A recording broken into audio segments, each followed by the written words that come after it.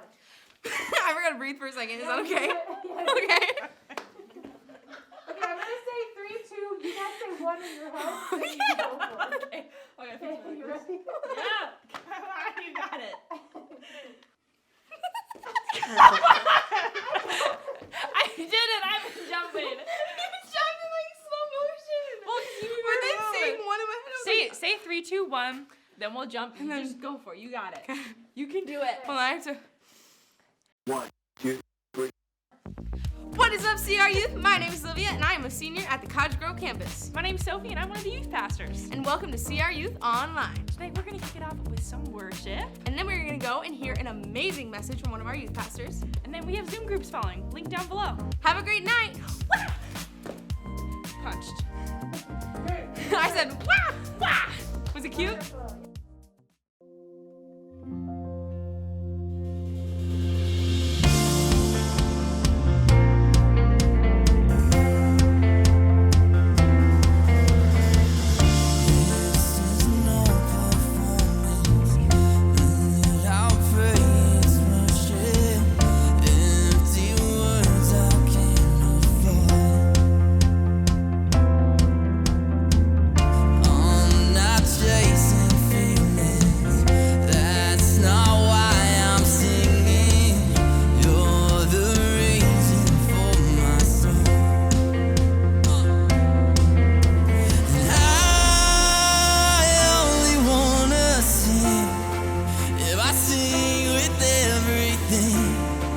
If I sing for you, my King, and I can't imagine why I would do this all for hype, 'cause it's all to lift you high. Oh, let's go!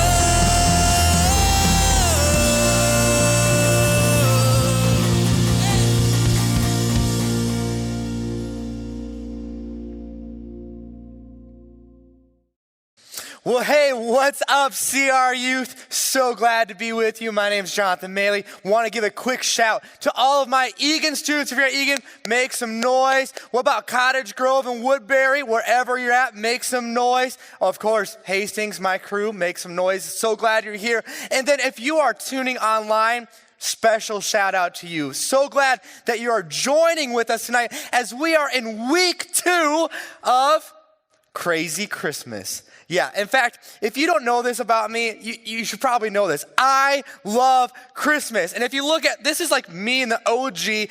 I've loved Christmas ever since I was a little kid. And one of my favorite things about Christmas are the Christmas movies. Oh, snap. Okay, how many of you love Christmas movies? Okay, some of you. Now, how many of you don't? No, I'm not going to ask that because we don't want to know who the Grinches are here tonight. But I want to know, what is your favorite Christmas movie? Here's a few of like the well-known ones. First one, Elf. Any Elf fans? Yeah, Santa! Great movie. How about maybe the Santa Claus? This is going way back. Or maybe for some of you, the Polar Express. Oh, yeah, got all the feels in that one. Or maybe the classic Home Alone. Any Home Alone fans? Or maybe, Christmas with the Cranks. Anybody like Christmas with the Cranks? Yep, I love that movie. Something that my family and I have recently started is a brand new tradition. And the tradition is family movie night. And we just had our first one with my daughter, Juniper. We actually made a fort, and this is a very poor quality photo of our first movie night. But we got this fort, and we sat there, and we watched this movie called The Grinch. Anybody seen The Grinch? Yeah, it's amazing. Now, I don't know about you, but I just watched the new Grinch version. And if you've not seen it, it is amazing. You and your family should watch it. Now, if you don't know anything about The Grinch, what you should know is it's about this little green man who hates Christmas. And what he does is he tries to ruin Christmas for everybody. Now, there's a lot of great parts about this movie, but I think maybe one of the most overlooked parts of the Grinch movie is the lyrics to the intro song. And if you need a refresher, take a look at the new version of the Grinch song. You're a mean one. You really are a heel. You're as cuddly as a cactus. You're as charming as an eel. Mr. Grinch, you're a bad banana. Mr. Grinch, with the greasy black peel. You're a vile one. You got termites in your smile. You have all the bitter sweetness of a seasoned crocodile. Mr. Grinch, you're a foul one. Friends you don't have. I wouldn't touch you with a 39 and a half foot pole. Now we gotta end there. I wish we could keep going, but just for the sake of moving on for the night, we thought we'd just give you a snippet. If you wanna watch the rest of that, you should go and watch this great movie, The Grinch. Now, I wanna show you some of the lyrical genius found in this song. Here's some of the things that are said about The Grinch. Beautiful. You're as cuddly as a cactus, as charming as an eel. You got termites in your smile. Gross. You have the tender sweetness of a seasick crocodile. You're a monster. Your heart's an empty soul. If you think about like how you would want to be described, none of those would make a list. And I think here's the thing. When it comes to the Grinch movie, those lyrics are fun, they're funny, and they're cute because we know there's a lot more to the story. We know that the little Grinch, there's more to his story, and that it all ends okay. I'm not going to tell you the ending because you got to watch it yourself. But what if I were to tell you that there's actually a real Grinch to the real Christmas story? And all of those characteristics would match this Grinch, but in real life, in a way that isn't so cute and funny. What if I were to tell you that there's a Grinch who's not green, but a Grinch who is really, really mean? A Grinch who tried to steal Christmas through blood, through killing. You see, this man was truly a monster. He was a king. And if you're like, oh, you've kind of turned the page on us, and as a pastor, should you really call somebody a monster? Well, I'll let you decide. Here's a few of the things that this king did while being king. First of all, we don't know exactly how many wives he had, but it turns out he had like 10 or 11 wives. That's a lot. But it turns out that he only really loved one of them. But during that time, he decided he didn't trust her anymore, so guess what happened to her? He had her killed. And then he wasn't so trusting of her mother either, so guess what he did with his mother-in-law? Had her killed as well. And then he had about 42, 43 kids, and out of those kids, he had a few sons that he thought was showing too much ambition, and so guess what happened to his sons? They were also killed. This guy was such a monster, such a terrible person, that he knew he wasn't popular. He knew he wasn't well-liked. And he had this idea, when I die, nobody is going to mourn. And so he came up with this plan. He's going to before he died, he had some of the most influential citizens of Israel arrested and taken to Jericho, so that the day that he died, he had all of them executed, so that there would be crying in the city streets. That's how evil of a man this guy was. Now you might be saying like, wow, didn't know this. Okay, that's fine about this king. But how does he fit within the Christmas story? Well, I'm going to tell you, because he's introduced in Matthew 2. So very early on in the Christmas story. And I'm just going to give you a little bit of like a synopsis of what's going on here. First of all, Jesus has now been born. Yes, the Savior, the King of Kings has been born. And what happened was there was this star. We call it the Star of Bethlehem that was shown to these people that are called the Magi. You might know them as the wise men, or the three kings, even though we don't know if there was three. There could have been more. Side note. Anyways, they started following the star because they knew that this star was going to show them the newborn king, and they were going to go and worship him. Now, on their way, they stopped in Jerusalem, and then when they got to Jerusalem, they said, "Where is the newborn king?" Well, this question from the Magi got to the king that we've been talking about, the original Grinch. His name was King Herod. And when he heard about this newborn king, he started getting all these other people and asking questions like, what are these Magi talking about? And they were talking about this prophesied king that was to come. He said, okay, well, where is he to be born? And they found out it'd be in Bethlehem. And so King Herod had this interesting idea. He goes to the Magi and goes, hey, he's to be born in Bethlehem, and when you find him, make sure you come and tell me so that I can go and worship him too. Do you think that was actually King Herod's motive? I don't think so. But the Magi, they went, and then they see the star again, and the star leads them right to where Jesus is born, and there they go and they worship him and they give him gifts, and it's this beautiful thing. But thankfully, they had a dream that warned them not to go back to King Herod. So guess what? They didn't. But something tragic happens. You see, in Matthew 2, it says this, that when Herod realized that he had been outwitted by the Magi, he was furious. And he gave the orders to kill all the boys in Bethlehem and in its vicinity who were 2 years old and younger, in accordance with the time he had learned from the Magi. This is a horrible, egregious act from King Herod, where he killed all of these young boys.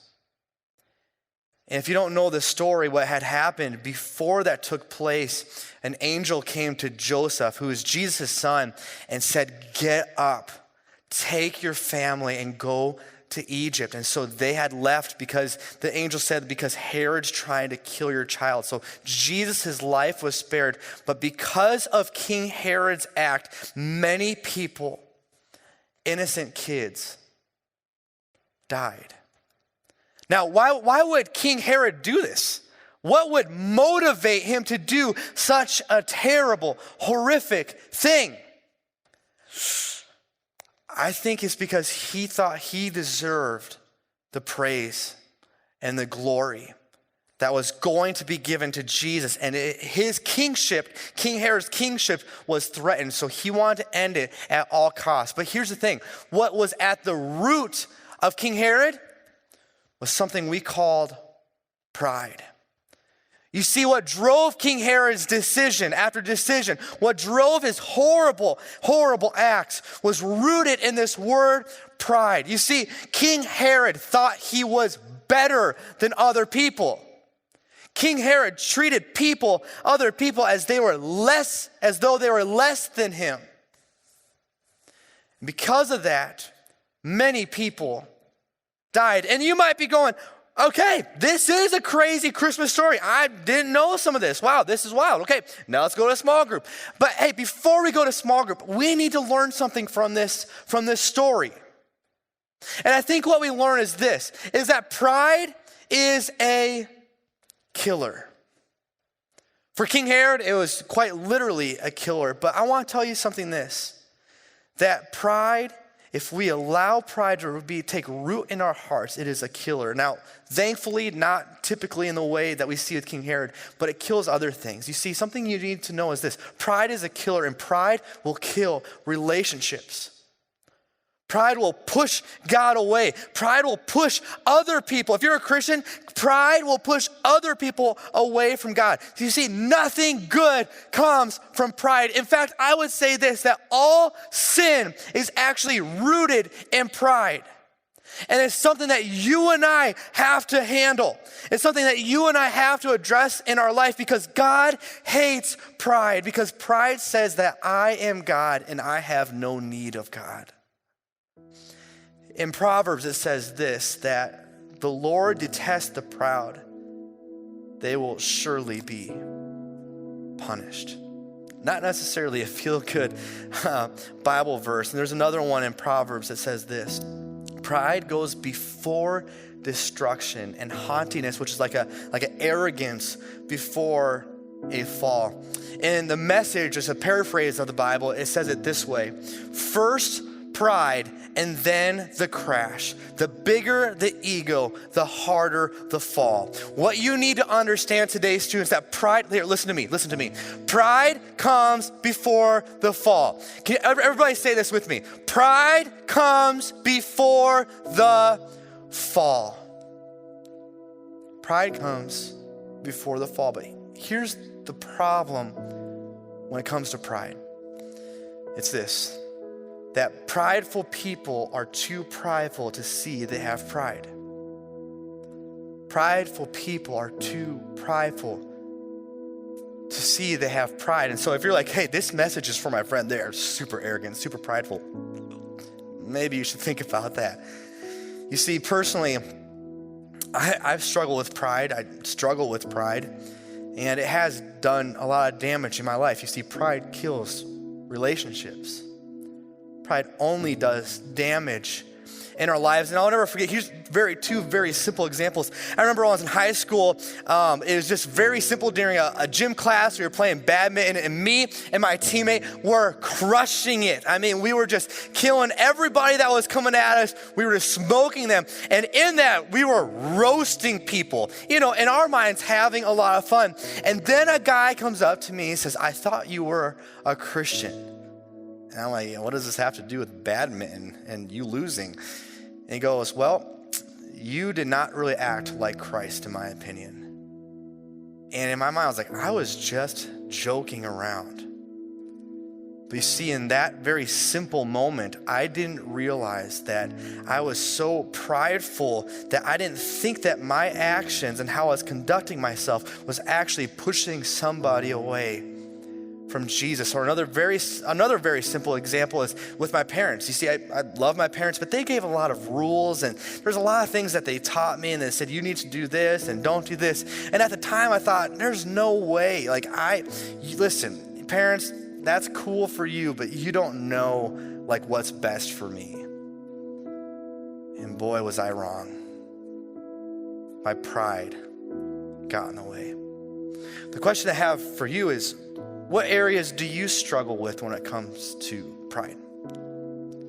Where do you find pride come up in your life? And if you're sitting there like, well, I need to examine this. Yes, you do, because if you don't take care of the pride, if you let it take root in your heart, it will kill relationships in your life. It'll push you away from God. And if you're a Christian, if pride in your life will push others away from God as well. And so here are some ways that you can identify if you have pride or the pride that you might have in your life. And the first one is this. It's just to simply ask God to help you see the areas you may struggle with pride. Spend time in prayer and say, God, where am I struggling with pride? Where am I blind to the areas that I'm being prideful? The next is this. Ask, where do I treat or think of people as less than me? Where do I treat or think of people? You're like, I don't think of anybody as less than me, but look at your actions. Look at how you treat maybe your classmates. Look at how you think of those who think differently than you on hot topic items. Or maybe, I'm gonna just be quite frank with you, is how do you think of your parents? One of the things that I'm seeing in this day and age is that, and it's actually probably has always been this way, but those who are in middle school and high school, there's this time in their life where they all of a sudden start thinking that their parents are ignorant, that they don't really know what they're talking about, and that they don't understand what's really going on in the world, even though your parents have lived at least double the amount of time that you've lived. And there's this arrogance, there's this pride that wells up. It happened in my life, and I see it happen in many of your lives as well. Another one is this. This one takes a little bit to think about, so take a picture of it. If you want to take notes, now's a good time to take notes. Number 3 says this, does God agree with me on my views of life, or do I agree with God on his views of life? I want you to think about this. Does God agree with me on my views of life, or do I agree with God on his views of life? You see, if God is always agreeing with you and how you see the world and how you see the life, then who is really God? You're probably putting yourself in that spot. Number 4 says, do I allow God to lead me in every area of my life? Or maybe another way to put that is, what areas in my life am I not allowing God to completely lead me? And then the last one is ask a trusted friends or ask your parents about areas you may struggle with pride. And this one's a really hard one to do. And if you do these things, here's the key. You have to listen, because naturally you're going to want to be defensive and defend why you responded a certain way or think a certain way. But if one of these things gets revealed to you, you need to listen. And then you're like, okay, what if I understand that I am struggling with pride? Well, I want you to talk about this in your small groups in just a moment. But very simply, it's this. What's the opposite of pride? The opposite of pride is humility. And if you are shown an area that you're struggling with pride, what you can simply do is this, is say, God, will you help me to bring humility to this area of my life? Will you help me to be humble when it comes to this area? And I believe that God will reveal it to you. And then it's like, okay, how do I be more like Jesus in this area? And then what steps do I need to take to be more like Jesus? And before we go to small groups, when it comes to humility, I just want to leave you with this one thing for you to chew on. And it's this. Humility isn't thinking less of yourself. It's thinking of yourself less. Now, when we're saying we don't want to struggle with pride, it's not that you all of a sudden think that you're a horrible person. No, don't think less of yourself. Know who God has created you to be. But humility is found in thinking of yourself less.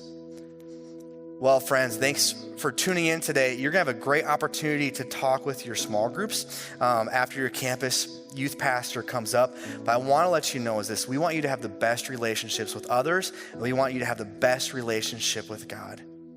But if we don't take care of pride, it's only going to hurt those relationships, because pride is a killer.